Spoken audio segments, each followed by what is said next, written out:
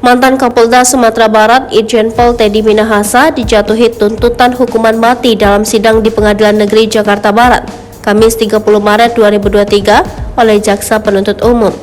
Tuntutan tersebut dibacakan JPU Iwan Ginting yang menyatakan Teddy Minahasa terbukti melanggar pasal 114 ayat 2 Undang-Undang Republik Indonesia Nomor 35 Tahun 2009 tentang narkotika, Jungto pasal 55 ayat 1 ke 1 KUHP.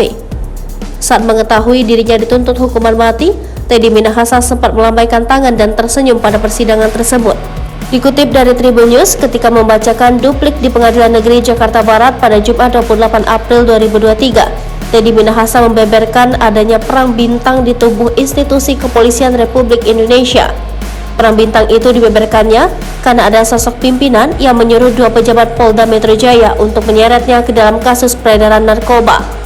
Kala itu 24 Oktober 2022, mantan Direktur dan Wakil Direktur Reserse Narkoba Polda Metro Jaya, yaitu Brigjen Mukti Joharsa dan AKBP Doni Alexander menghampiri Teddy sembari mengatakan, "Mohon maaf Jenderal, ini semua perintah pimpinan."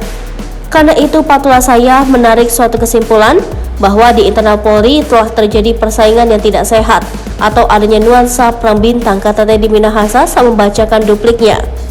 Kemudian, Teddy Minahasa juga menuding kedekatan Jaksa Penuntut Umum dengan penyidik yang menangani perkara ini semakin menyempurnakan perintah pimpinan tersebut. Dalam konteks ini, untuk mengawal agar perintah dari pimpinan penyidik tadi berlangsung atau berproses dengan tanpa hambatan, ungkapnya. Sebagai informasi, dalam perkara peredaran narkoba ini, Teddy Minahasa telah dituntut hukuman mati pada Kamis 30 Maret 2023 lalu. Dalam tuntutannya, JPU meyakini Teddy Minahasa bersalah melakukan jual beli narkotika jenis sabu. JPU pun menyimpulkan bahwa Teddy terbukti melanggar pasal 114 ayat 2 Undang-Undang Republik Indonesia Nomor 35 Tahun 2009 tentang narkotika, Jungto pasal 55 ayat 1 ke 1 KUHP